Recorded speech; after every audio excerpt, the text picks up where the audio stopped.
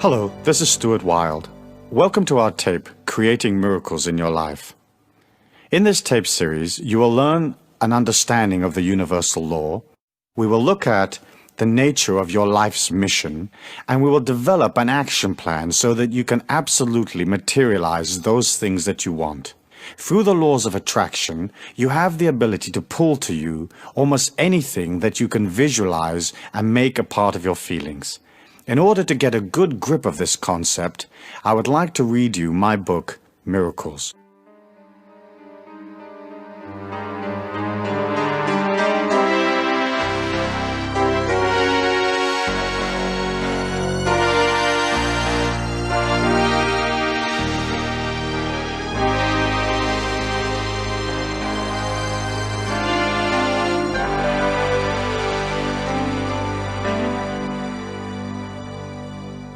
Miracles, Step 1. Understanding the Universal Law. Creating miracles in your life is no more complicated than understanding the metaphysics of the universal law. And because that law is basically indestructible and therefore infinite, we know that the power used by miracle makers in the past is still available today. Yet in our modern society, we're brought up to believe only in those things that we can logically understand. We are not taught either that the universal law has limited potential, or that this power is at our disposal and can be used to work miracles in our own lives. To understand miracles, we have to look at two aspects of the universal law. Firstly, there lies deep within all mankind an immense power, and secondly, the power is impartial and unemotional. Call it the universal mind or Christ consciousness, or what you will. It is this power that allows man a recognition of the universal life force that we call God. The life force is eternal, it is a part of all things. Moreover, it is a major part of each of us. Consequently, we all have within us an unlimited power. Creating miracles in our lives becomes a matter of identifying with the power, understanding its characteristics, and learning to use it effectively. This identification is achieved by knowing that the power is within you, and acknowledging that fact by saying, I'm eternal, immortal, universal, and infinite, and what I am is beautiful. In this manner, you lock into the power source and you're poised for the next step, which involves looking at its characteristics. The universal law is impartial and unemotional. It has no way of knowing what you want, nor does it discriminate between your hopes and aspirations, likes and dislikes. It is pure energy. It accepts whatever thoughts, feelings, and actions you project, and reflects them back to you unemotionally, in the form of events that you experience day to day. In much the same way as electricity illuminates both a brothel and the vicar's tea party, the universal law does not differentiate between different types of energy in your life. It will give you anything you believe in, no more and no less. Therefore, the key to understanding miracles is to look at the beliefs you express as thoughts and feelings. When you are born, your thoughts and feelings are limitless because your mind is a clean slate. What a small child projects into the universal law is a natural purity, unbounded by the constraints of beliefs. Children often attempt the seemingly impossible. Unaware that they have any physical limitations, they drive off in the family car or walk on a high ledge. It is only later, through education, that they learn the confines of human expectancy. But these confines or boundaries are illusions. They are formed by belief patterns, most of them born of ignorance, handed down from generation to generation. This pool of belief patterns, or collective unconscious as Carl Jung called it, gains validity as it moves through time, and eventually the concepts that later generations experience as physical reality become rigid and domineering.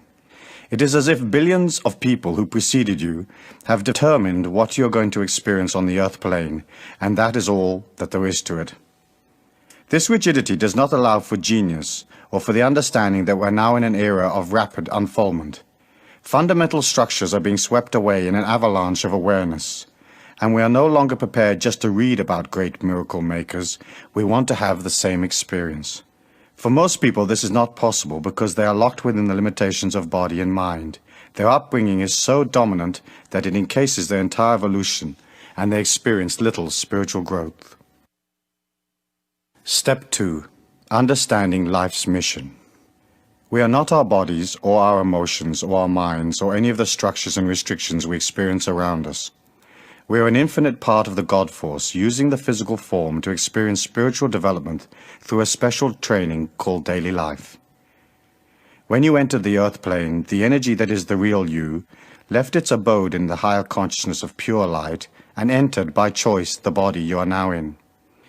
You chose the circumstances of this life because it was the next step in your infinite evolution, and because this life would allow you to expand what you are spiritually, so that you could become an even greater expression of the infinite life force or living spirit. Now you may say, that's nuts. Why would I choose these circumstances of my life, this family, this society, and this neighborhood? Why did I not choose a more affluent environment or a prettier body or more intellectual capacity? The answer lies in a dimension beyond the physical plane.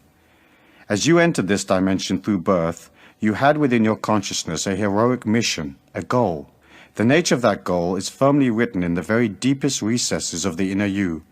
And what you are today, no matter what you feel about yourself, is actually a part of that goal in its various stages of completion. Your mind began recording events, thoughts, and feelings only at birth. It does not know of your heroic mission, nor does it understand the universal law that interacts with your limitless potential. Why? Two reasons. Firstly, if your mind, feelings, and emotions knew the nature of your heroic goal in life, there would be no challenge or quest, and your evolution would suffer. Secondly, most understanding of metaphysics is based on tribal or religious beliefs which do not totally reflect an accurate perception of the delicacy of energy and the way its ebbs and flows affect daily life. No real understanding of the universal law has ever been incorporated into the various belief patterns of the world's collective unconscious. For example, let us say that your heroic goal in life is to learn to love yourself and to accept full cosmic responsibility for what you are. And let us say you have had a number of previous experiences on the earth plane in which you were weak and indulge yourself metaphysically by leaning on others rather than contributing to your own energy or support. If you knew of this in advance, you would begin to favor the one course of action over another. You would intellectualize yourself into positions or feelings that you wanted to achieve, and your mind would dominate your every move. Evolution does not work that way. You cannot overcome weakness by fighting it or thinking your way out of it.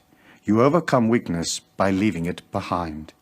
This means that you become aware of the inner tendencies that bring you down, that do not support a belief in self, that do not endorse a love of self, and you say, I don't want to be that anymore. Then you move yourself out of the slovenly ways of the collective unconscious into discipline and power. From time to time you may drift back, but once you decide on the side of strength, the power of the universal law will always be with you to varying degrees. It may be a battle at first because your mind does not understand these laws or the nature of your mission on earth, nor does it understand the laws that govern your potential. It will have a tendency to advise you logically from its own experience, and logic is death to that part of you that is a miracle maker. Step 3. Understanding the nature of beliefs. The next step in creating your own miracles is to look at the nature of beliefs. By reviewing beliefs and feelings, you begin to understand how to use the universal law effectively. It is natural to yearn for the impossible, and in so doing you establish strong beliefs about what can and cannot be done.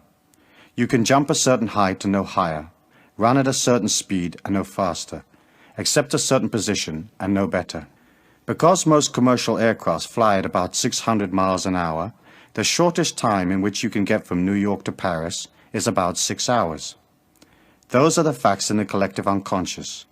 But what if I told you of a man who could move his body many thousands of miles in just a few seconds? Your mind would scan its memory banks and draw a blank, whereupon you might think, impossible. Then perhaps you might review all the scientific data available and conclude that this feat is unachievable. All scientific knowledge and current thinking are products of the same collective unconscious, and just the fact that 1 billion people have no concept of a man moving 3,000 miles in a few seconds makes it impossible, but the billions of people are wrong. There is a dimension right here on the earth plane in which such a feat is possible, and there are few people alive today who know of this dimension and use it. It is a matter of perception and belief. Your ability to work miracles is predicated entirely on how easily and quickly you can give the collective unconscious the slip. It is your attachment to the collective unconscious or world belief patterns that hold you back. This attachment which you accepted at birth is your main challenge in life, and your spiritual goal is to step above it. Eventually you realize that in order to become a part of a higher consciousness, you have to leave where you are right now and step into the unknown. That is why all the tales of the path of the initiates talk about loneliness. For as you move away from the old energy, there's a sense of loss. As you take that step, your perceptions expand gradually to accept a higher vibration of self, and you understand what others believe is a part of their evolution, but is not the sum total of all of the facts. We experience life through the five senses, the windows of the soul, and we are taught what capacity those senses have. Yet each of them has a dimension that is many times deeper than is normally perceived, and those dimensions will open for you as you move towards them. Let us look at feelings. Through feelings you can enter into other worlds, and clairsentiousness, a heightened sense of feeling, is a capacity you can learn to develop quite quickly. It is not as acute as extrasensory sight, but it is deep, and through it you can enter into areas of perception that few people ever experience. Everything around you is energy. Your body, its various organs, your thoughts, the physical place you inhabit, the events of your life, each expresses an energy. A part of that energy is perceivable through the five senses, but most of it is beyond normal perception. By opening to the power of the universal law and controlling the mind through centering and discipline, you become aware of the subtlety of energies around you. You will find that you can use your feelings to guide you through life. As you move into a situation, push your feelings into whatever lies ahead. How does it feel? What is the universal law saying to you? Which areas flow and which do not? After a while, this exercise becomes simple and very accurate. You may not be able to see all the subtle energies around you, but you can learn to feel them, and soon you will find the information from the universal law has a way of jumping at you unexpectedly. Events in your life gather energy as they come toward you, and you can feel that energy weeks and even years before they occur.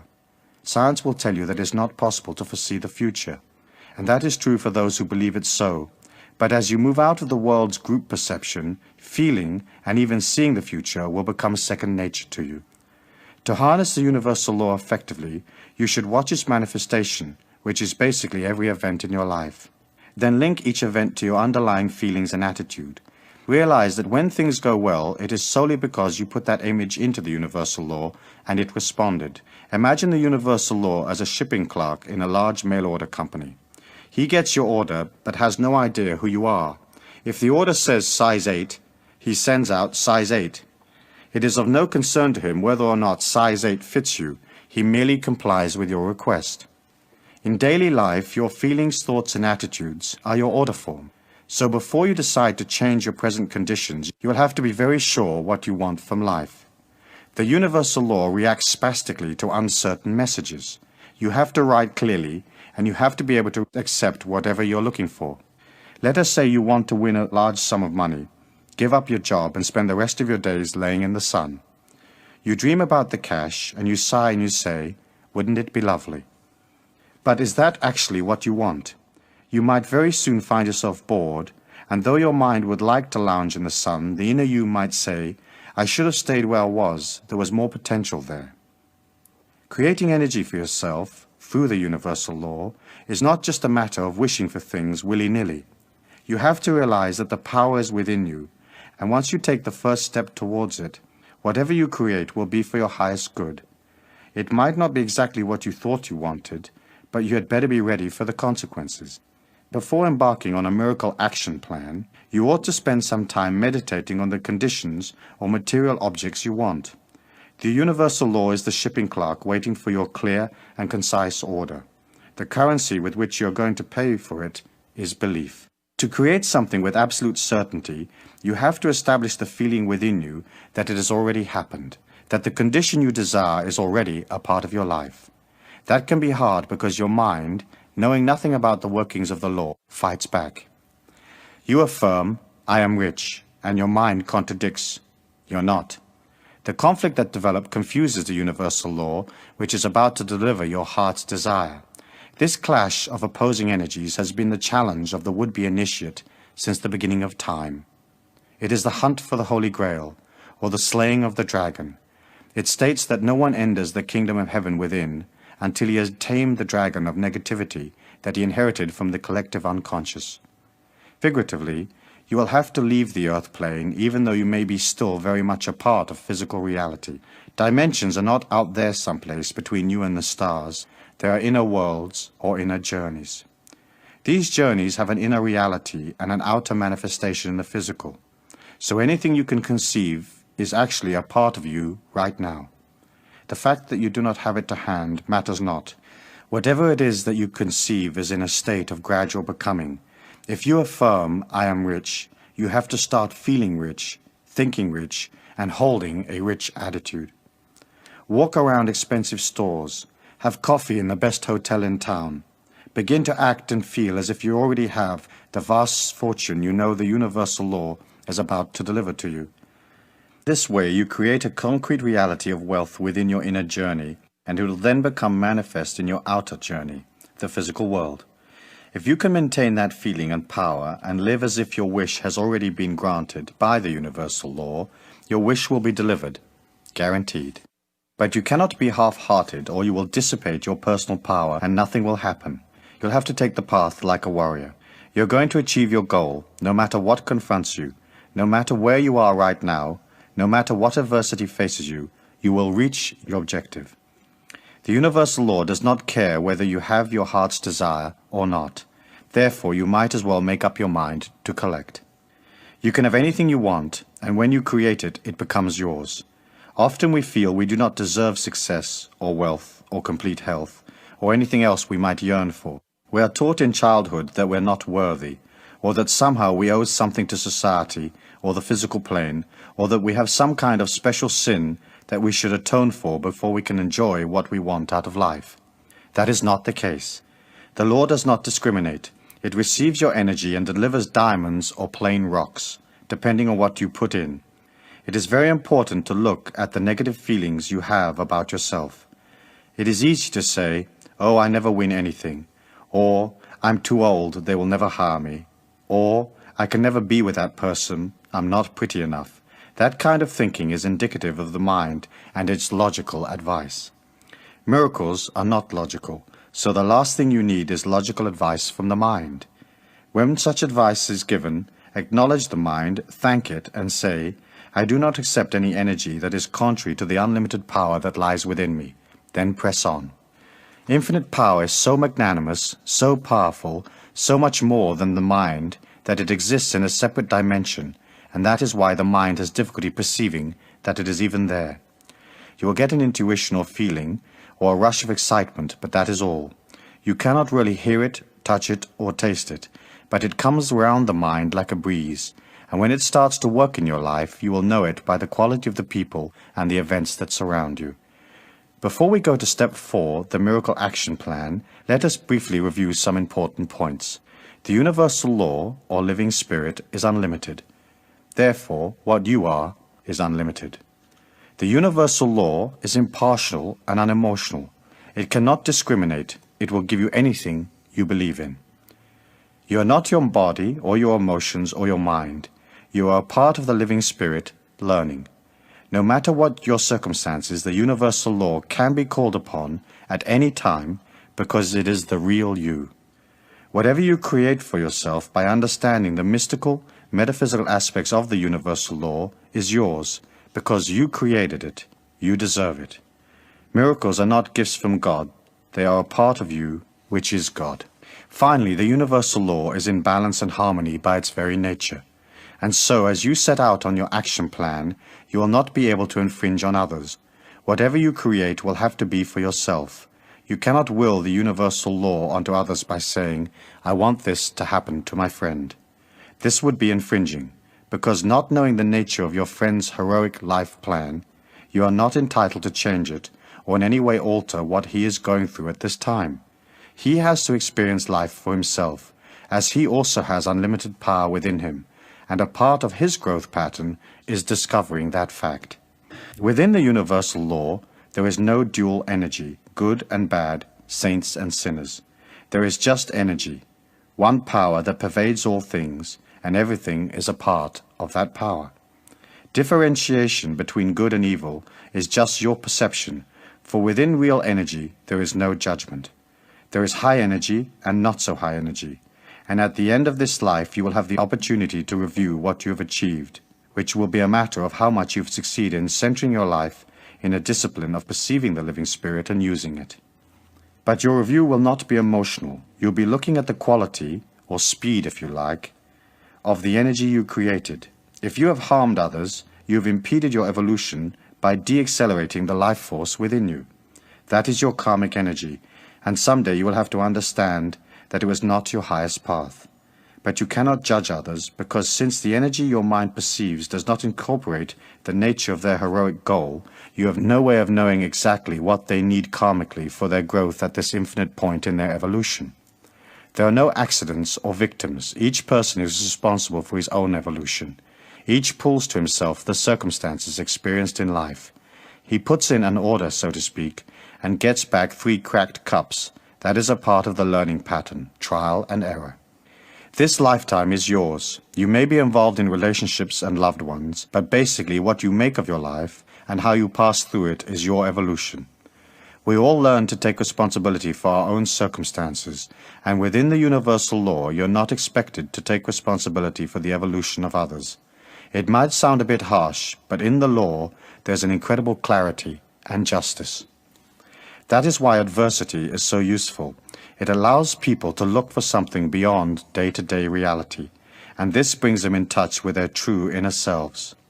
In desperation, they begin to pull on their unlimited power, and they realize that anything can be changed, that suffering is a product of the inner self, and by looking at their inner selves, they can transform them.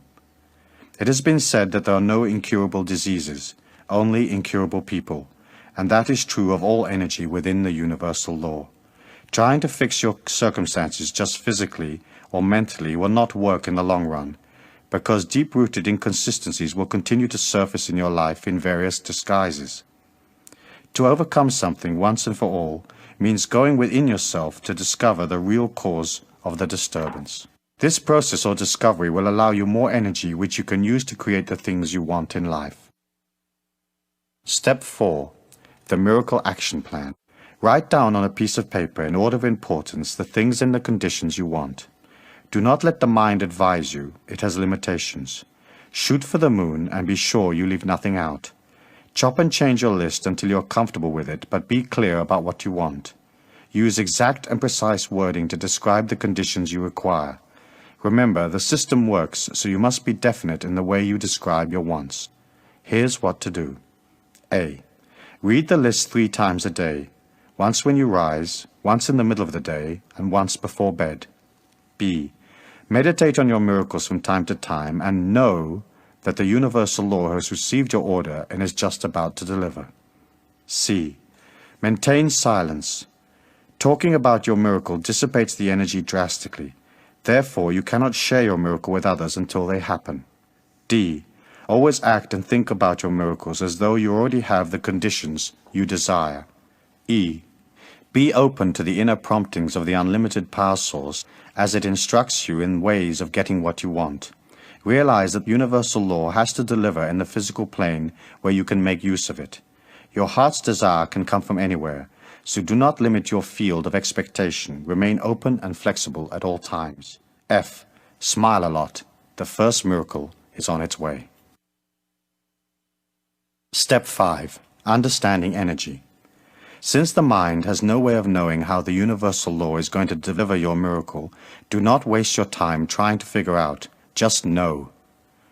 Your thoughts should be like acorns that develop gradually into oaks. If you dig them up to discover how things are going, your tree will perish. It is important to avoid fretting. Center on the feeling that some way, somehow, the universal law will not let you down because everything in the universe is energy. Solid objects appear as such only because their atoms and molecules move at the speed of light. In fact, reality is both solid and not solid at the same time, and this applies to thought forms. They are real and even more powerful than physical reality because they are not constrained by the limits of the material plane. You cannot take them apart and analyze them. You have to create them and let them fly. Through your enthusiasm and belief, you energize the universal law and encourage it to deliver. Try at all times to keep your thoughts pure and on target. If doubt creeps in, do not allow it to dominate for long. Look at doubt from above yourself. Realize that it is just the mind fretting, not understanding, creating objections through ignorance, and whatever you have set in motion will happen. As you work with the power, it'll have a way of showing you the next move at every turn. Believe in it. Know that this inner force is so powerful that it will pull you into excitement and adventure beyond your dreams. Keep it pure, remain silent, and remember to keep your methods secret. Everything that surrounds you has the living spirit within it in varying degrees. Living things express it more than do inanimate objects, but all have it. The more you come in touch with the universal law within you, the more you're in touch with the things around you. Everything becomes a symbol and strength to you. The world helps you, and the fuller you become, the more dimensions you can pull from. A very dear friend was walking along a street one day, wondering what to do with her life. She was at the crossroads literally and figuratively. Life was flat. She craved inspiration and asked the universal law to direct her. As she stepped from the curb, a passing car nearly knocked her over, and as it screeched round the corner, a book fell out of the trunk. It was a book about man's quest for the universal power, and it changed her life. Shortly, she left the town and embarked on a whole new evolutionary path that over a period of time has taken her to great metaphysical heights and into countries and relationships she could not have conceived of before. The universal law provided her with a special teaching in the form of that book, and she, being in tune, was ready to benefit. And so it should be for you. As you work towards your miracle, watch for every sign, for every change around you, and you will see the universal law communicating with you. The more you trust it, the more the energy is encouraged to reveal itself, and various unusual things begin to occur. Your energy quickens, and opportunities pop up like corks on a lake. Then you will know that the power is truly with you. This coming in tune, more than anything else, will help you manifest your desires. You cannot act negatively in one part of the universal law and expect the other part to deliver your miracles unaffected. As you watch your life, you become expert at reading symbols, and you see that you are the only one responsible for what you are, and that everything around you expresses an energy. The clothes you wear, the things you say, the people you associate with, the food you eat, the places you go are all statements to the universal law of what you are. The quality of these statements, or the coming in tune with yourself and your surroundings, is the key to your spiritual unfoldment. What you are has great power. Its energy oscillates and reflects the amount of living spirit or God force that you express. The more you work on your life, the more you accept responsibility, the more energy you will have, and the greater will be your expectations.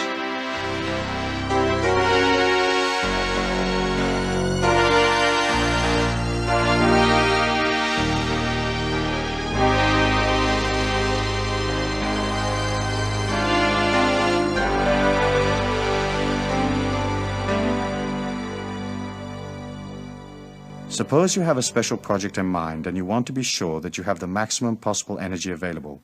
Let us say you're heading for a job interview. You've put that job on your miracle list, and the universal law has opened a door, and you're halfway there. Here is what to do. 1. Continue to see your miracle coming into physical reality. See yourself with the job granted until 72 hours before the interview, then forget it. 2. On the day of the interview, rise early. Spend as much time as possible on your own. Avoid interpersonal conflicts. Tell the universal law that you're ready and willing to accept the miracle you have been asking for. 3. Abstain from such energy-lowering substances as alcohol and drugs. 4. Eat lightly. The universal law manifests in you and through you. If you eat great amounts of heavy food, your energy slows, and the universal law within you has difficulty expressing itself. You should have salads, fruit, natural healthy food in sparing quantities. Stay away from junk food. 5. Before you set off for your interview, relax a moment. See the situation as flowing and positive. If you already know the person you will be meeting, see him or her in your mind's eye, happy and smiling, receptive to your energy. See the interview going well. See the miracle delivered. Step 6. Understanding time. Within the universal law, there is no time. Things are in a state of gradual evolvement. A tree has no concept of time because its essence is eternal. It responds to the warmth of the sun, but it is not in time. It develops from seed, expanding gradually to full maturity, and so it is with the universal law. It can deliver instantly, but if your energy is not all there, it will seem to you as if it has taken time. You have to learn patience and keep moving towards your goal, knowing that your thought forms will manifest. If you are moving towards one particular miracle and a different avenue opens up unexpectedly, take it. The universal law delivers in strange ways, and what you think you desire may just be your way of expressing a totally different goal. A good friend of mine wanted more than anything else to be a film director. He graduated from film school in London but found that he could not get any work because of a technical complication. To work in films in England at that time, you had to have a union card, but you could not get a union card unless you were working. In effect, the union created a closed shop. My friend's miracle was stuck. One day, out of the blue, he bumped into an old school friend who owned a restaurant, and because of his financial straits, he gladly accepted a job as a waiter. Working hard each day, he spent his spare time watching films and keeping his dreams alive through study. Each day at noon, a well-dressed old man came into the restaurant. My friend served him diligently, and over the months, the two of them became friends. One day, my friend asked the old man what he did for a living. The old man replied that he was just about to retire from a job that he'd held for many years. "What job is that?" asked my friend. "Oh, it's pretty boring, really," replied the old man. "I'm president of the Filmmakers' Union. Not much ever happens." 15 years later, I was flying across the United States, lazily watching an in-flight movie, when to my great delight I saw my friend's name on the credit of a major film. His miracle had been delivered. When you move into an energy alignment, you can never tell what will happen. Watch for signs. Use your feelings to help you decide. And if, after that, you're still not sure, do nothing. If a direction is right, you will know it automatically. If, however, making up your mind requires you to go through great trials and tribulations, you can be sure that that particular course is not the one for you. Basically, it is well to remember, if you have to ponder a decision, it is usually a mistake. When the universal law delivers, you will know. Start your miracle list with a couple of modest requests. Then as you experience the universal law delivering, you will feel the power of success around you, and that in itself becomes a valuable affirmation. Each time you reorganize your list, spend a few moments thinking about how well your last miracles worked. Affirm your power by visualizing your success. Then, as you accomplish one miracle after another, you will have the confidence to go on to other things. Step 7. Understanding your personal power. In conclusion, we will discuss how to establish an energy of power around you. Your mind's natural negative alignment will tend to make you think that your miracles are not going to come true. Therefore, in order to achieve complete success, you have to work constantly on your mind's doubt. Remind yourself that you're not your mind, and you do not accept an energy contrary to your goals. In this way, you establish a pattern of positive affirmation in your life. Write down in your own words 9 affirmations that express your belief in yourself and your complete fulfillment in this lifetime. 3 affirmations for the dawn, 3 for the day, and 3 for the night. Before reviewing your miracle list, relax, center your mind, then read your affirmations slowly. Make your affirmations strong. Be sure that you feel their power and that they mean something special to you. The words and feelings that you believe in have the strongest energy. Here are a few examples from which you can build. I am a powerful, positive individual, and all events in this day are for my highest good. What I am is beautiful, and I pull to me this day only beauty and refreshment. This day is a day of balance. I am completely aware of my body and all its needs. What I am is eternal, immortal, universal, and infinite. I see only beauty and strength every moment of my life. I see only beauty in all the people who are pulled to me, and what I am strengthens and refreshes what they are. What I am is infinite. I do not judge the evolution of others. What they are right now is for their highest good. Each action I take this day is an expression of the God force. Therefore, each action I take is a part of my infinite creativity. There is no real sin, only energy. I follow the energy of my highest evolution at all times, and so be it. I'm open at all times to communication from my inner self, and that communication leads me to my highest evolution. I give thanks for the beauty of this day, and may the energy of this night bring rebuilding and review. So be it. Your affirmation act like small twigs in a fire. As you rise, you begin to build energy in the day. Use your affirmations to keep that energy going. Center for a moment to acknowledge your infinite beauty and your place in all things, then proceed. If you're pulled into interpersonal conflict, take a few minutes on your own to repair your energy, and, before going out in the day, be sure that your energy is strong. If you care for your power and your balance and you center your life, no harm can befall you, and you enter into worlds that few people are even aware of. Create your day the way you want it. See it going well. See each person you meet as positive and open to your energy. See the day as harmonious and flowing, and see yourself evolving through each and every experience. Finally, before setting out in the day, see the white light of the living spirit around you, protecting you and strengthening what you are, and that is guaranteed. So be it. As we listen to my book, Miracles, there are probably a number of concepts contained in the book that you may not be familiar with, or that perhaps is different to some of the religious or philosophical beliefs that you may hold. And I can understand that. And of course, my belief is that each person should seek out from the information around them those concepts, those ideals, morals, and values that suit them. You're an individual, and you have to develop your own philosophy of life from within the context of living life. And using that philosophy and that morality, you will develop within yourself a powerhouse of strength, because it'll be yours. You won't be living a second-hand philosophy or a handed-down philosophy from somebody else. You'll be creating a philosophy that's strong and powerful, a philosophy that nurtures you, a philosophy that is designed with you at the center, with you at heart. As you begin to concentrate upon yourself, and as you begin to see your life in dedication, then of course energy grows, and it grows very, very quickly.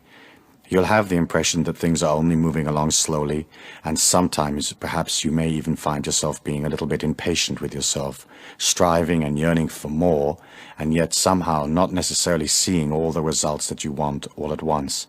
However, you have to remember that the inner power that you have is a hidden energy. It does not manifest itself necessarily in events around you. However, as that power exudes, it is like a light that goes out, and bit by bit everything begins to shine more brightly. At first, the change isn't really noticeable, because the power that you've exuded over your affairs and your life, the energy that you've placed into your home and your job and the people that you love and the people that surround you, it has a pattern. For that pattern to change, it takes time. It takes time for the light to go inside that pattern of your life, to enliven it. And usually you'll find that it'll take a number of months before the changes begin to occur, and then it'll take a number of years before all of those changes in your life are consolidated. You have a heritage or a goal in your life to become free, to become an absolutely powerful individual that is not dependent upon the rest of the world, that is not emotionally sucked into the world. You have a heritage to get to that peak. Most people never make it. And the reason they don't make it is because they are reluctant to move away from the old lifestyles. It's almost as if they live in a prison. The gate is always open. There are no guards, and yet somehow they've got so friendly with the prisoners and the regimen of living in this prison that they can't walk out of the gate. We're living in a world today where there is a very, very desperate need for enlightened beings. People that have a higher consciousness, people that can expound a new philosophy, a new light. You heard in the book me talking about the golden age, and that has been an archetypal symbol in the mind of man since the beginning of time. It's a belief that at some point, eventually, man will transcend his inadequacies and we will reach a world of absolute peace, absolute power, a world where all the people are nurtured, a world without prejudice, without evil, without restriction. Person, you have to understand that 1,000 years in the history of our planet is just a bat of the cosmic eyelid. It isn't any time at all. And so often as you look at, let's say, for example, the peace movements in the world, the hunger movements, the movements for social justice, the movements for full employment or whatever, you can see how everybody is yearning and rushing and pushing and trying to make it happen overnight. If you put that same kind of negative yearning into whatever cause you feel strongly about, what you're basically saying is the world is not okay. For you to have a transcendent lifestyle, a lifestyle of true power, where everything flows to you naturally, you have to see the world as beautiful. Inside the mayhem, there is all sorts of growth experiences. Inside the difficulty, the famine, the wars, there is man struggling through his inadequacies to discover himself. When you can understand that and detach a little bit, you can allow this whole process to take time. Can you imagine if the God Force wanted to change the world? Do you think it would be a problem? Do you think it'd be a problem to infuse the minds of man with a peaceful energy so everybody became peaceful? Or to infuse in the minds of man a greater sense of sharing so that all the people of the planet would have enough abundance? I'm sure that the God Force could do that if it wished. And yet it cannot infringe upon us any more than we should not infringe upon the people around us. It has to allow everybody to come up gradually and to understand those perceptions gradually. As you become more powerful and a stronger person, people are going to come around you. Your family members are going to want to know, hey, how come you're living a little bit of a different lifestyle? Or how come you've changed? Or how come you're looking smarter and your clothes look better and you're more groomed and it seems like you have more money and more travel and more fluidity? And they are going to come to you. When they come to you, you can act as a teacher. You can inspire. You can show them the positivity and the strength that is there in life. However, what happens to some people is they gain a modicum of power and then they want to go out and change the world. When you want to go out and change the world, what you're saying is the world isn't okay. And you have to accept it as beautiful. You have to accept that it is divinely perfect. Even though to our finite minds, as we are in this energy pattern, battling through the inconsistencies, sometimes it seems to us like it's not okay. Hey, wait a minute, I feel pain, I feel discomfort, I feel frustration. Where's the employment? Where's the money? Where's the world peace? But in fact, when you look at it as an overview, if you could leave the planet and go up about 200 or 300 miles and look back at it, you can see that there is a gradual sense of improvement. You can look back to the 60s and see that, for example, the energy today in the 80s and as we move on into the 90s is much more powerful than it was in the 60s. And the 60s were more powerful than the 40s.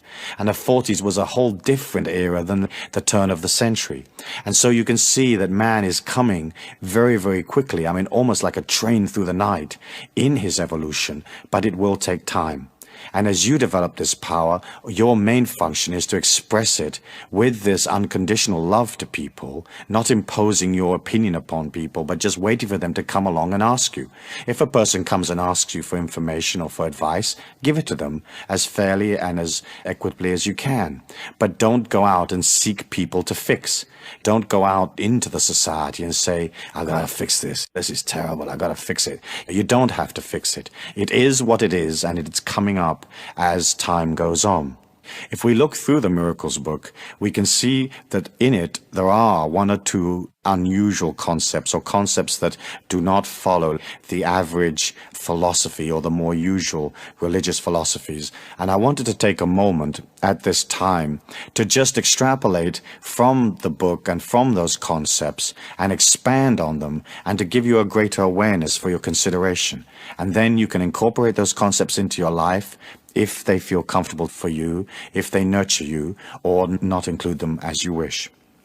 The first thing that you probably will have noticed from listening to miracles is that there is an utter simplicity to it. The process isn't complicated. As human beings, we tend to think that things have to be difficult, that things have to have a modicum of struggle, that getting money has to take effort, that being in love has to mean that somehow we lose a part of ourselves or whatever it may be. In fact, when you look at nature and you look at life and you look at energy in motion, it is utter simplicity. Think of the clarity and the simplicity of a lightning bolt. It isn't complicated. It's just this pure flash of light. And in the same way, as you begin to create miracles in your life, be careful that you don't complicate the issue. Isn't it true that sometimes we'll head off on a project and we'll make it immensely difficult and immensely complicated when all we had to do actually was walk across the street?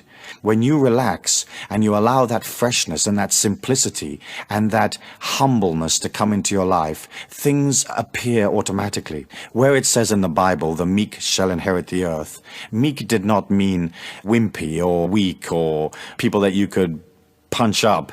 It's basically a sense of simplicity, of naturalness, of an alignment to nature, an understanding that everything is perfect and that everything will flow to you.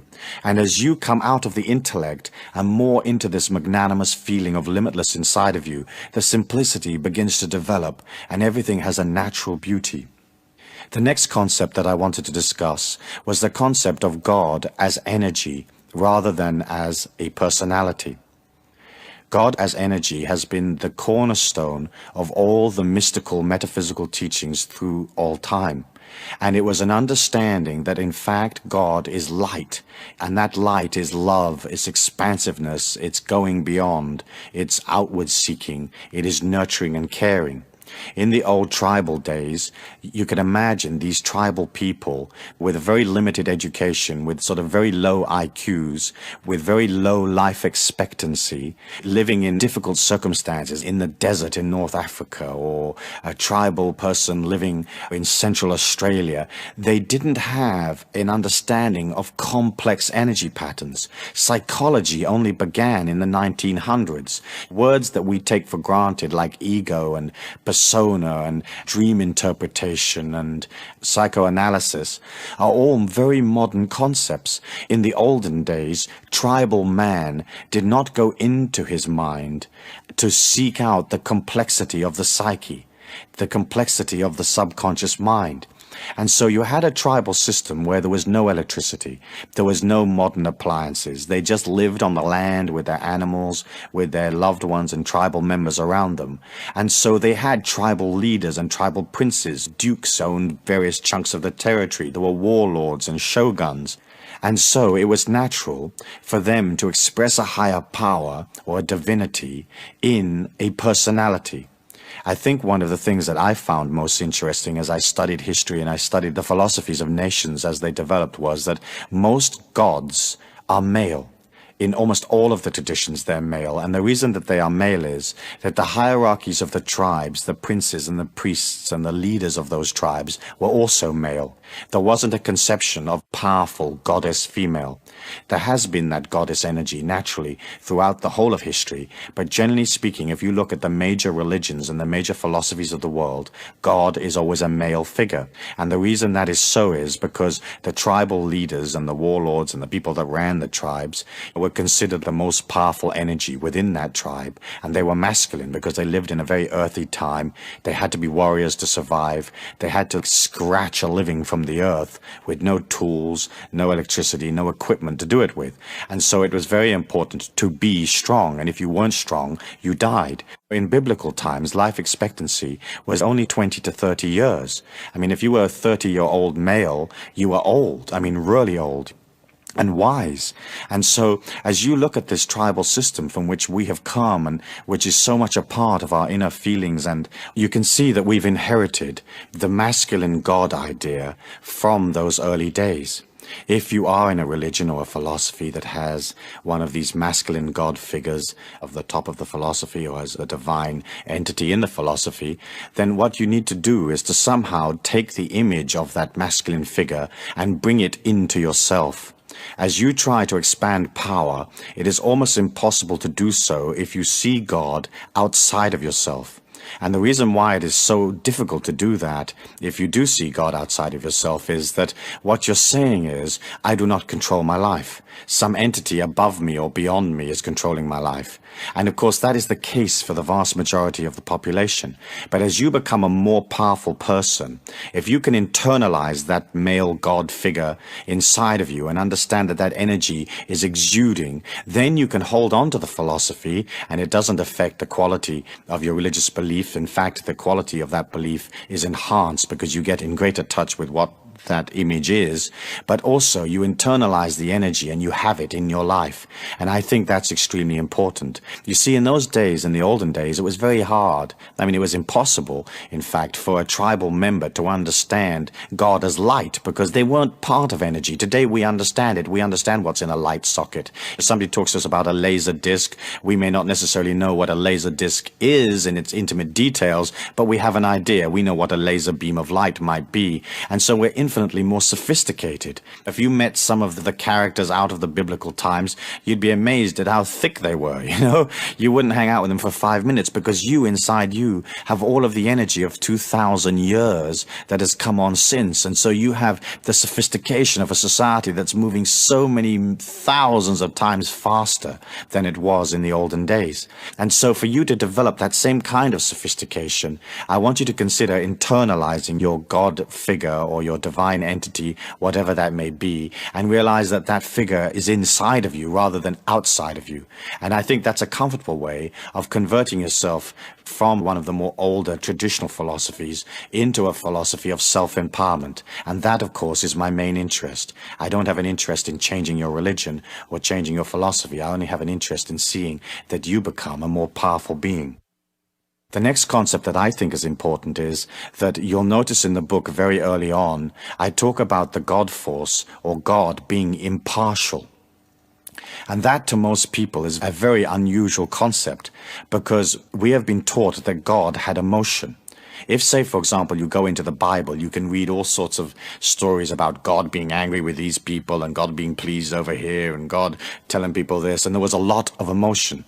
If you've been to the Middle East and if you've been to the Holy Lands, you know that the people that live there are extremely emotional people, and they have a sense of exaggeration about the way they describe things. When two people have a fight in an Arab country, it may be only a fight about a car parking space outside the local cinema, but the way they talk to each other is in vastly exaggerated terms. I mean, they threaten all sorts of mutilation and mayhem to each other over one little parking space. When they're in love, they do the same thing. They talk about the moon and the stars and the light of the person's eyes and their incredible beauty, and it's just a way of talking.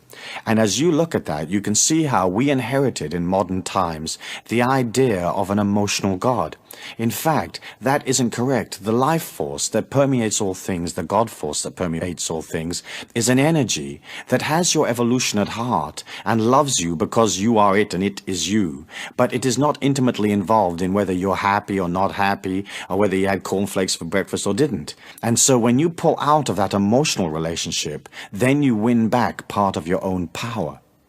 I've been involved over about 10 to 12 years in research in altered states of consciousness, and I've been through the whole gamut of what is open to people in that area, including trance states and out-of-body experiences, ESP, psychokinesis, and 1,001 things that go bump in the night.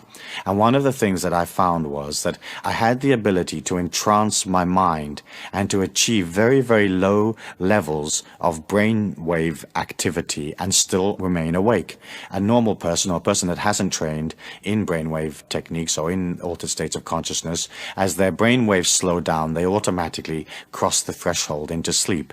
And the training basically that I was involved in was a training of learning to stay awake when the brain is basically dormant. As I got involved in that, I began to see symbols, and I trained in understanding how symbols express themselves in those inner worlds.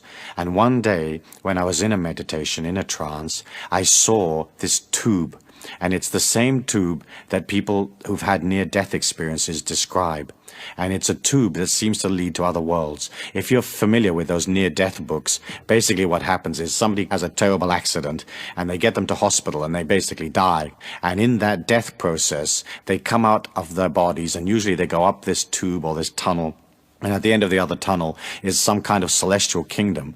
And often they're met by some kind of spiritual entity or Jesus or whatever their symbol is. And then, because their body recovers on the operating table, they get twanged back into their body. Usually the spirit entity says, "Not yet." And then bang, they're back. And the surgeon's pumping adrenaline into their heart. Well, one of the things was that when I was in these altered states of consciousness, I saw this tube. And eventually, over a period of years, I had the ability to move up through this tube and to direct my consciousness to the other end of the tube and to enter into those celestial worlds. One of the first things that I discovered there was the nature of this God force, or this light. And so when I talk to you about the God force, I'm talking to you from my own experience. Subjective as it might be, it's an experience that I've actually had. And the light is more magnanimous, more loving, more expansive than there are real words to describe. But the first thing that I did notice was that that light or that energy didn't have a lot of stuff or opinion about who I was. Unconditional love is the total acceptance of another being, and the way that the God force relates to you is to totally accept you. If the God force was emotionally involved in your life, then that would not be total acceptance. And so that was one of the realizations that I had in these experiments, and I've talked to other people who've had the same experience, and each and all of them confirm the same characteristics of the impartiality. And the impartiality does not come from not caring. It is not like the life force or the God force doesn't care about you. It's more like it loves you so much that it'll allow you the time and the patience to become what it is you want to be. As you look at the book, you can see that I talk about how the world is energy, and that your body is energy, and everything that you are is energy. If you can begin to identify with that infinite self inside of you, rather than your body or the physical things around you, you very, very quickly link in or go back into that infinity inside of you.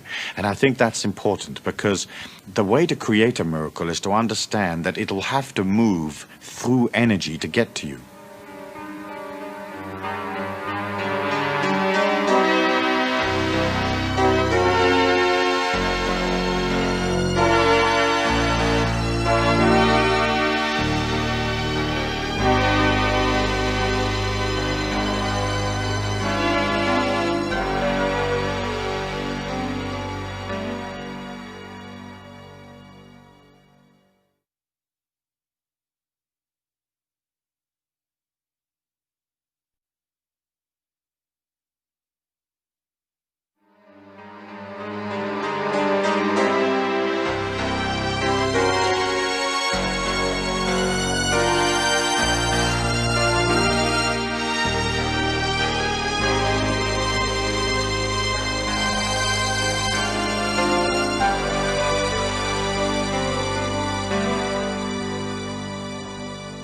If you see the world as very solid and factual and intellectual and logical, then there isn't any logical explanation as to how you may be healed overnight, or any logical explanation as to how you may receive a vast sum of money tomorrow without effort.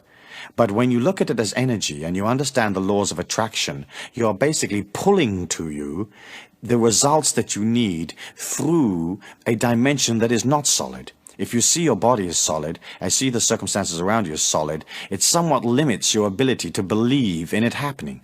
And so I felt it was an important point to begin to establish this idea of you are consciousness. You can create through the power of your thought. If your life force and your strength is strong, you can more or less materialize things instantaneously.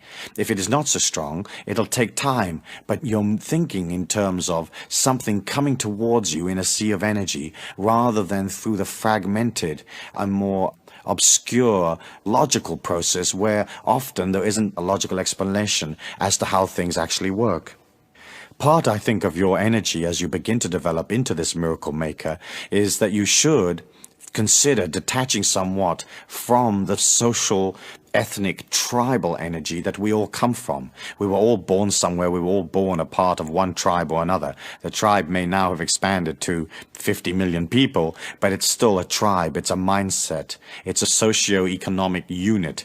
And as you pull out of that a little bit, it allows you the freedom to oscillate faster, to vibrate faster. If you're very sucked into the old tribal ways, then what happens is you take on the identity of the tribe rather than an identity of yourself. So let's say, for example, you're Irish. You can love Ireland and you can read the Irish poets and you can recall the times that you had in Limerick and Tipperary or wherever it is that you came from. But within your Irishness, you have to bring that back inside of yourself and say, I am an individual. The fact that I was born in Ireland was a factor of my evolution. But first, I'm an individual. Secondly, I'm an Irishman. And as you begin to detach one pace or one step away from the tribal energy, then again you begin to win back your power. You begin to win back that power that will create the miracles for you. Throughout the whole of time and throughout the history of man's struggle within himself, there have been initiates, there have been great beings that have managed to go beyond the limitations of the earth plane. And the way they did it was they won the battle of the mind. There's a part of you that will hold on to the negativity, the fragmented, the ego, the belief in limitation, and there's a part of you that is expansive and loving and joyous and heading out. And those two parts will always be in contention with each other. At the beginning, perhaps, the negative part or the personality part may be much, much stronger than the infinite, positive, expansive part of you. And the name of the game is to begin to overwhelm the negativity with positivity. You've heard me talk perhaps in the past about being careful with your vocabulary, being careful with the way that you present yourself. If you're going to come out of positivity, you have to come out of it all of the time. You have to establish that energy inside of you, an energy of hope, one of transcendence, one of serving humanity without infringing upon them. And then as you begin to do that, the inner mind that it retains so much of that negativity, that darkness, it begins to back away. But you have to remember that you've been on the earth plane a certain amount of years, and that inner mind is not going to let go just because you say, oi, get out of here. It has dominated. The inner mind, that negativity of the inner mind, it has control of your life, or it has had control of your life. Often it'll make you sick. It'll make your body sick just to control you. It'll cause difficulty just to be able to feel that it is in control. As you begin to become more infinite, the ego or the dark part of the mind begins to back off, and you may have a feeling that you're dying. And of course that is a natural feeling on the path, and it isn't your physical death that you're looking at. What you're looking at is that the personality is giving ground to the infinity, and so the personality will have a feeling of it's losing importance or dying. As you push out as a miracle maker, and as you begin to get this action plan going, you have to establish in your feelings the idea that 1, you are worthy, 2, you can receive. So often in our society we put an emphasis on giving, that it is more blessed to give than to receive. But you have to understand, for every giver, there has to be a receiver. When you feel comfortable in receiving, when a person offers you something, take it. It doesn't matter whether they offer you a polyester lame shirt with a nude on the front that sort of moves when you move. You take it. You say thank you, and you take it. And it doesn't matter if you don't want it. Because sure enough, if it becomes a part of your possessions in that kind of energy, then somebody will come along to you and they'll say, listen, I'm going to the party, and I need a polyester shirt with a nude on the front that moves when I move. And you'll say, well, I've just got the perfect one. Begin to practice accepting. When you see money in the street, pick it up. Even if it's only a penny or a cent or whatever, pick that thing up. When somebody offers you something, take it. When they offer to help you, accept it. When they offer to heal you, let them heal you. When they offer to give you money, accept their money. And as you begin to open to receiving, then that energy can come to you. Look at nature. It doesn't have a problem receiving. The animals don't sit there and think, gosh, I better give rather than receiving. They're flowing naturally and simply through the forest, and they receive. And they receive nurturement for one kind or another, food and water and whatever they need to survive. And so I want you to center upon that. I want you to center on being a person that is ready to receive. And once you are comfortable with receiving, then the quality of your giving is enhanced because you're bigger. You're a wider, more expansive person. So often you'll get people that center upon giving, and they give little bits, and always with considerations and limitations and conditions. Imagine when you get to the point when you can just give freely. You're radiating this sunshine from your heart, and that can only come if you have trained yourself to receive. And so I want you to watch as you go through next week and the week after. I want you to watch how well you receive. Are you an expert in receiving? Have you graduated from the University of Receiving? Because, interestingly enough, that is the key to being able to become expansive. You may remember in the book I said that you are on your own. And that's true. The divinity inside of you comes to the physical plane for your evolution. If you concentrate on that power inside of you, the miracle maker, this limitless energy, then what happens is you become stronger. All of the philosophies and most of the major religions teach that we're not supposed to concentrate upon ourselves. We're supposed to concentrate on, first of all, a God outside of ourselves, and secondarily, on people in the society that we're supposed to assist or aid in some way. The philosophy that I teach is one where you turn and you face yourself, understanding that if you become strong, then you have a gift that you can take to society. So many people I meet as I travel and do seminars in the Pacific and all over the world, they want to serve humanity, they want to give, and yet they don't really have any true power with which to give. They want to assist the world to go beyond poverty, but they don't have any money themselves. They want to heal the world, but their body's sick. And so as you're looking at that, you understand that you're on your own. The fact that you may be with a wife or a husband and have children and loved ones and business associates and associations of one kind, all of that is to reflect you back to yourself. That is its function, and that's the function of interpersonal relationships. They are there so you learn about yourself. And in fact, you are an individual evolving through the physical plane, and that individuality is sacrosanct, and you have to make it important. And I don't mean it in the ego sense of the word, but you remember that you are on your own. You come in as an individual, and you go out as an individual. You'll remember in the book also I said that universal law has no way of knowing what it is you want.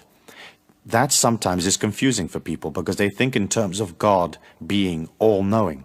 And the way that I would like to explain it to you for your consideration is this.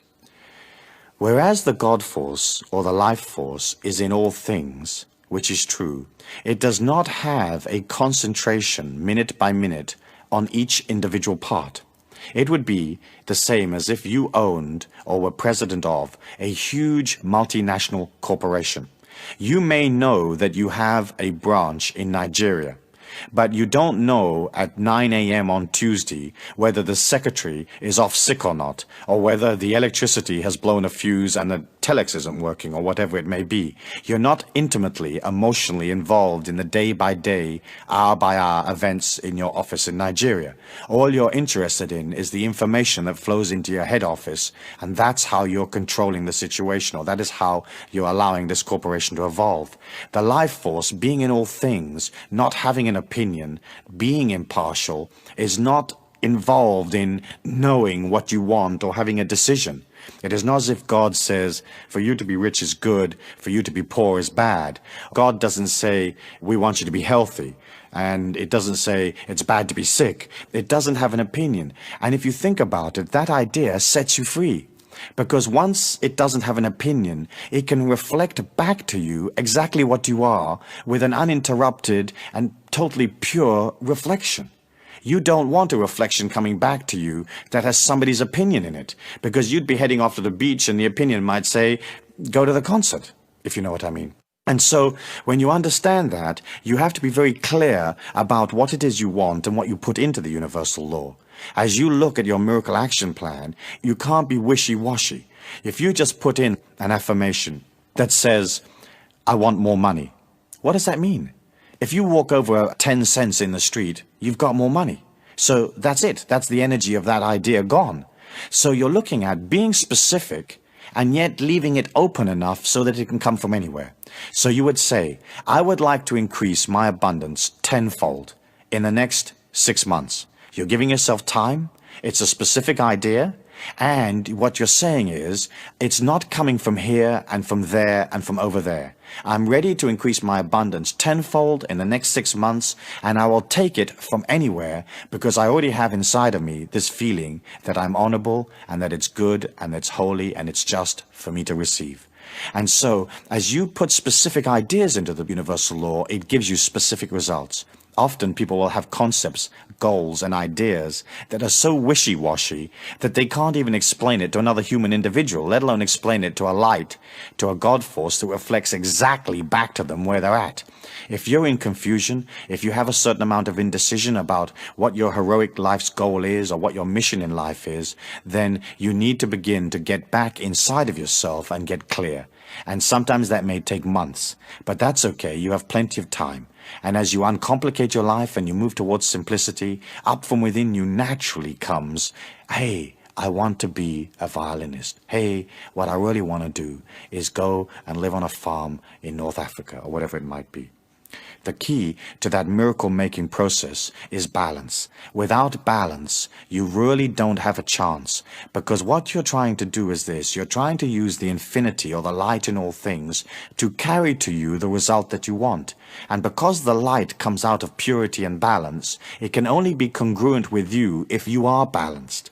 And balanced means a balanced physical situation. You don't have to heal everything going on in your body, but at least it has to be balanced, and you have to love yourself by caring for your physical body, working on it, being aware when things go wrong, being aware of putting in the correcting action, going off and studying and knowing about your body.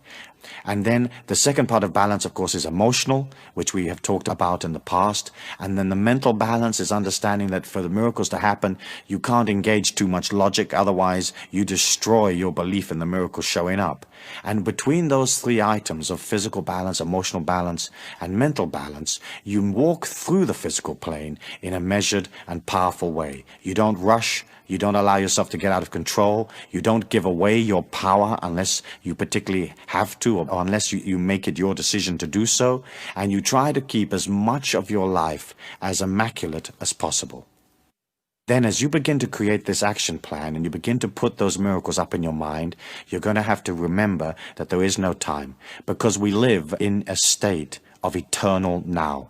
And in that eternal now, you have to create your affirmation or your visualization or your goal in your feelings. If you can feel it, granted.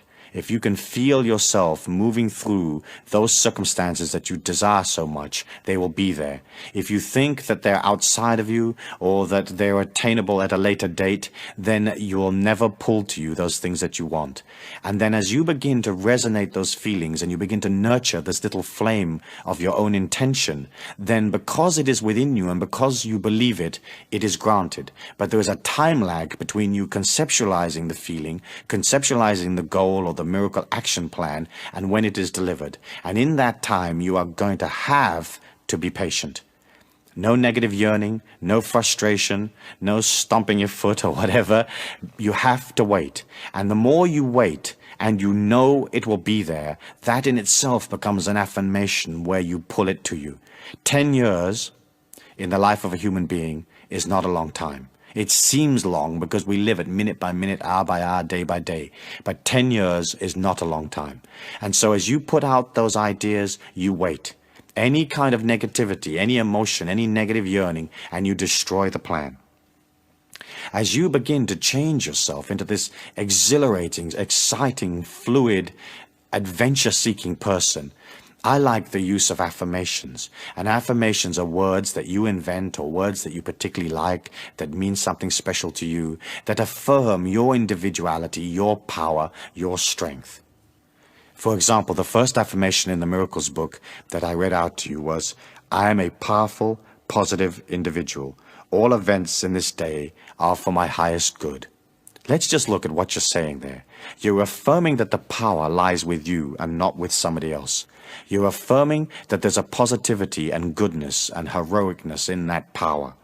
And then you're looking at the day and you're saying, whatever happens is a part of my greater evolution. I'm not so intimately involved in the motion of what's going on. I understand that all of it is for my highest good.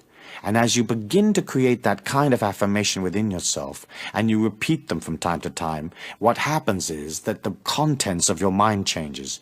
Then what it reflects out into life changes, and the quality of your life improves. The last part of this that we need to consider is the concept of creative visualization. Creative visualization really means the ability to use your imagination to stimulate your feelings into believing that a situation is so before it actually materializes in your life. Because, as you've probably heard me say before, the inner mind does not know the difference between fact and fantasy, creative visualization is a powerful tool that you can use for yourself. Some people have difficulty using their imagination. They have difficulty visualizing events or visualizing dream sequences. And that is a habit that you have to form for yourself. Using your imagination, using your ability to fantasize, using your ability to see things in the mind's eye, increases your ability to affect events in the world. Because not only can you develop other possibilities, more limitless possibilities perhaps, but also once you can see yourself walking through a scene, you can be a part of it. Through the laws of attraction, what comes to you reflects that inner energy that you hold, what you maintain, the energy that you've created in your life so far. And so imagine this, if you can create a powerful and strong image of yourself as a miracle maker, as this wonderful, wonderful human being that has so much to give, so much to offer the world, then that being comes alive. It is almost as if by putting that energy into the mind, you shine a light in there that stimulates the mind. And so, whereas often people have moved so far away from fantasy and imagination and so solidly into materialism and logic that they don't have an ability to conceptualize things that are not actually logically right there in front of them. They don't have the ability unless they can literally touch it and taste it and see it. If you can begin to practice this idea of creating your imagination the way that you want to see yourself, then you have within you a wonderful tool that will allow you to become a more powerful being. You can use creative visualization for self-acceptance, and that in itself is a very large project, is it not, for some people? Do you accept yourself the way you are? Do you accept, for example, the shape of your face? Your face is whatever shape you've created it, whatever shape it came out as, so to speak. And you have to see that shape as beautiful. You have to be able to stand in the mirror in the bathroom naked and say with all sincerity, this is utter beauty. And once you can see that beautiful, it becomes more beautiful. Once it becomes more beautiful, to say this is utter beauty becomes simpler. And so, first of all, you can look at the whole concept of self-acceptance. If you will give yourself time to go beyond your limitations, if you will forgive yourself for your transcendences or for those parts of yourself that are less than powerful or less than honorable, then you begin to heal your entire personality.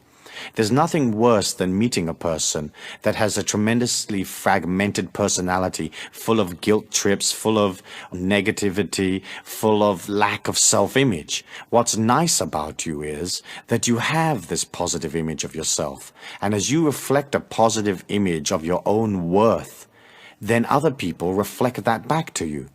Isn't it true that if a person has that victim energy inside of themselves, if they feel that they're a victim, life seems to fall in on top of them and create victim? And when you meet one of those people, it's almost as if you want to go punch them in the mouth just to keep them happy. And they pull that to them.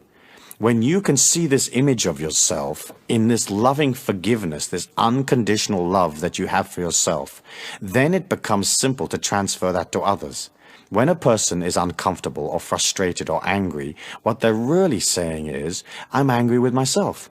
When they judge or criticize or moan, they're judging and criticizing themselves. Because when you're centered and balanced and happy, you will see only happiness and beauty around you. And if somebody does something that you don't like and you are balanced, it won't affect you. It's only when you are not in balance and you don't have a strong idea of self-image and self-acceptance that you criticize others and that you express this negativity to the world, and those people that you are negative to will react negatively back to you. And so the creative visualization process is to see yourself as this complete individual. You haven't completed your journey. You're not perfect, and that's perfect that you're not perfect. You can begin to put all that new energy in. And you can begin to look at your life. You avoid those areas that cause you emotional problems. I don't mean avoid in the sense of dodging them, but what I mean is you are careful not to be sucked into situations you know that you don't deal with well. You engineer your life to enhance the strengths, what I call raise statues to your strengths, and then eventually all the weaknesses fall away. The next idea that I'd like to discuss in relation to creative visualization is for you to begin to visualize what is your higher purpose in life. To have a life that's just mundane, working and surviving and procreating and bringing up the kids and doing the washing up or whatever it is not a life of excitement. It doesn't have a higher purpose. And for you to visualize that higher purpose inside your feelings, it begins to give you something to go for. It gives you a higher ideal, a dedication to the force, a dedication to the things that are truly wonderful in life. And so that would be your next step. Once you have a powerful image that you can carry out to the world, that can be some use to the world, then you're looking at developing a dedication, a higher purpose. And if you don't have a higher purpose in your feelings right now, then use creative visualization to see yourself walking in or walking through life with some kind of higher purpose, whatever that purpose may be. There are many possibilities open to you. Perhaps a great diplomat, a peacemaker, perhaps a person of great creativity, perhaps a person who brings to life this incredible ability to nurture and to care for people. Perhaps you're an organizer and that's your gift to the world, that you can organize it. Perhaps you're a leader and you can lead it. Perhaps you're a supporter and you can attach yourself to a leader and know and understand that the supportive role is as important as the leader's role. Perhaps you're a healer, that you can bring a healing to yourself and to the people around you. But each and all of us has something that we can contribute. Your gift to the world is what you are. And of course, if you're happy with what you are, your gift is a happy gift. Next, you may want to consider using creative visualization for goal setting. And the whole trick to goal setting is to not set goals that are impossible for you. Because if you can't conceptualize it in your feelings or visualize it in your feelings, then that goal will never be reached. And so I like goal setting, which is only a little way in front of where you are now. And so everything is manageable and everything is possible. And it isn't something where you're asking for the absolute impossible, because there are things that are impossible to you right now, given the total quantum of energy that is you. However, as you begin to grow from one goal to the next and you begin to expand your experience and your abilities in the physical plane, then other areas and other goals and other possibilities become real to you. The other thing about goals is, of course, that you have to have the ability to let them go, to release them. You're going to go for the goal. If it changes, change it. You don't have to be dogmatic. Isn't it true that when you see people that set out on some kind of quest in a very dogmatic way, and they live 20 years in the desert looking for some type of little beetle or something, you often wonder, why do they bother? Why didn't they see that after 1 or 2 years in the desert, looking for this beetle was a totally worthless way of spending their life? But what happens is we give the mind a task, and it's almost like it fixes itself upon that task. And I think it's important for you to be fluid and to change the goals whenever you need to. You can use creative visualization to see yourself through projects. If you have a project that you have to deliver at a certain time in a certain place, or you have a creative idea, more than likely you're going to pull to you other people that will help you make that project work. And as you begin to pull other people to you, you have to understand that they will have all their own beliefs and their understandings of what the project is, and somehow you have to transfer to them what it is you want, how the project will be handled, how the thing will materialize. As you do that, you have to have a strong image of what is the project. And creative visualization allows you to run through in your mind. It's a bit like a dress rehearsal where you run through the project and you see it coming to its final glorious conclusion. As you run through the project in a creative visualization process, you can not only look at any kinks and bumps and things that perhaps you may need to change in order for the project to be successful, but also you begin to infuse the project with light and positivity. It's almost as if the project is an idea in the mind of man. You are pulling to you other people. You have to create the project in their mind, and all of you have to infuse the project in light. When you look at the physical plane, it is all materialization of thought form. If you look at a famous bridge, that's a solid bridge, but it was originally a thought form. And the thought form had to have light, it had to have positivity, it had to have the ability to complete the project, it had to have follow-through, financing, and maybe 1,000 people worked on putting that bridge together. But somebody somewhere was guiding that thing and granting everybody an idea of what the thought form is. Hey, this is the thought form, this amount of scaffolding, this amount of steel, this amount of concrete, this is how we'll hold the bridge up, this is how we'll pay for it. And so when you go through creative visualization, you can infuse into your life this light that will allow these projects to take place. It's particularly important, say, in a business situation or in an office, where you have to motivate other people and a whole group of you have to get together to materialize an action plan or a sales force or whatever it is that you're doing. As you begin to see all of those people responding positively to you, you can also begin to use creative visualization to see them understanding what the project is. Often, when a project fails, it fails because of a lack of communication.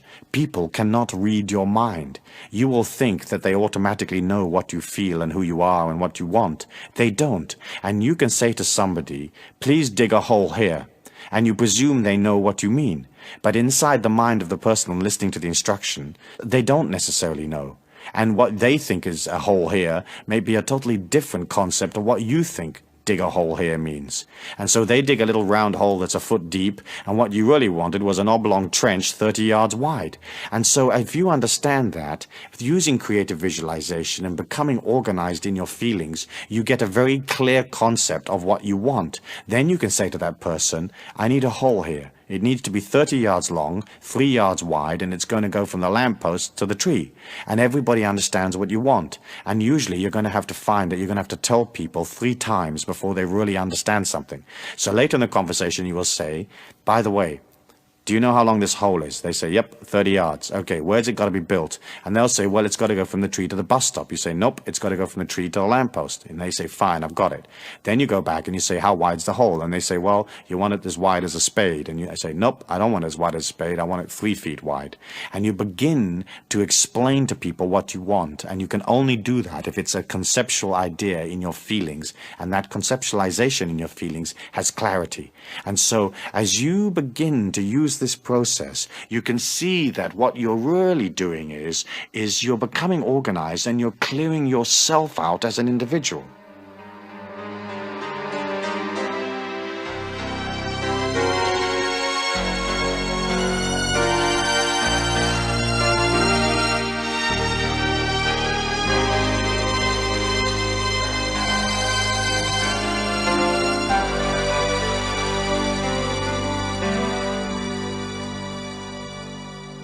Finally, I think that creative visualization can be used most effectively in creating for yourself a sanctuary. As I said earlier on, you are an individual and you are on your own. The only way you can get in touch with who am I and work upon yourself is for you to pull out of the hustle and bustle of daily life and to look at yourself. And that sanctuary is a place where you are in prayer with yourself. And that prayer can be in any way that you want to pray, or it can be a meditation, or it can be listening to music, or it can be running on the beach. But you do have to have time where you begin to look at your feelings, where you begin to process all of the negativity out, where you make the negativity little by making it unimportant, and you make the good things, the glorious things, the loving things important. And that, I think, is one of the main functions of creative visualization. As you develop this technique, the Miracle Maker's technique, one of the things that perhaps you're going to want to work on is your ability to pull prosperity. And of course, the very first thing that you have to do is you have to go beyond the tribal beliefs of scarcity. The world is not scarce. It is superfluous in its abundance. There is more of everything that we'll ever need than we can possibly use. We believe in scarcity because we're taught it. Using the creative visualization technique and using the miracle action plan, you can begin to see yourself more prosperous. And that is going to be vital for you because you're going to need money. And with that money, you're going to buy those experiences and those understandings and that knowledge that you need to acquire. And so as you begin to see yourself more prosperous, you become more prosperous. It's as simple as that. What makes a very wealthy businessman wealthy is the fact that he's comfortable, or she is comfortable with money. She's comfortable and he is comfortable with receiving, and he sees himself in the marketplace creating many things, and those many things bring that kind of abundance. What you're doing then with your visualization plan or with your miracle plan is you're writing a film script, and you're creating a film where you're living comfortably in luxury with all the things that you need around you, and all of that money energy is there. You're organized. You've got a way of taking the money. You know how to account for it. You can bank it. You can add it up. You have it in balance. You're conscious so that you know how much money you have. You don't find yourself spending 5,000 and earning 4. You find that you are in control. And in the same way as you have to train yourself to know who you are, in the same area in money, you have to train yourself to know about what resources you have, what they bring in, and how much your lifestyle costs. If you've got yourself out of control and your lifestyle costs more than you're actually earning, you have one of two options. One, reduce your lifestyle. Cut out those things that are not necessary, that are not absolutely needed for your life. And the other thing is to go out into the marketplace and create more money. There's a simplicity in that most people miss. But it is simple. And it is simple to be in charge of money and to be powerful and to have the money that you want in your life. But first, it has to be a concept inside of you. A creative visualization and feeling that you will always be looked after, that there will always be enough money. As you develop desires, as you develop goals, you have to understand that your goal has to be like a purpose in life rather than an addiction. As you develop a goal to become a great musician, that would be a purpose. And the purpose of being a great musician would be, 1, you're expressing creativity, 2, you're doing something you enjoy, and 3, you're giving that joy to others. If that purpose becomes an addiction, it becomes obsessive, then you begin to destroy the quality of the desire. The whole reason why desires come about is that it's almost as if you can ignore them. Once you have the desire, you can put it out there, you can do all the things that you're going to need to do to materialize the desire, but also a part of you has to release the desire. And if you say, well, if I don't become a great musician, what I'll do is I'll just get joy from playing whatever music it is I play. I'll get joy from listening to other people's music. I'll get joy of creating this dimension of sound around me that gives me pleasure. And so you have to be careful with that, because so often desires become obsessions. And that, in a way, has a way of destroying your ability to materialize that desire. It all really goes back, does it not, into you believing in yourself. And of course, you can't say to a person, hey, believe in yourself, if they don't. What you have to do is you have to begin to see your life as an affirmation of your belief in yourself. And as you begin to see where the successes are, what works and what doesn't, then slowly but surely you come into an energy where believing in yourself is natural. You naturally know that you can follow through, that you can deliver. Finally, I'd like to say this. The planet Earth will be healed. There will be prosperity for all people. There will be an end to wars. There will be a golden age.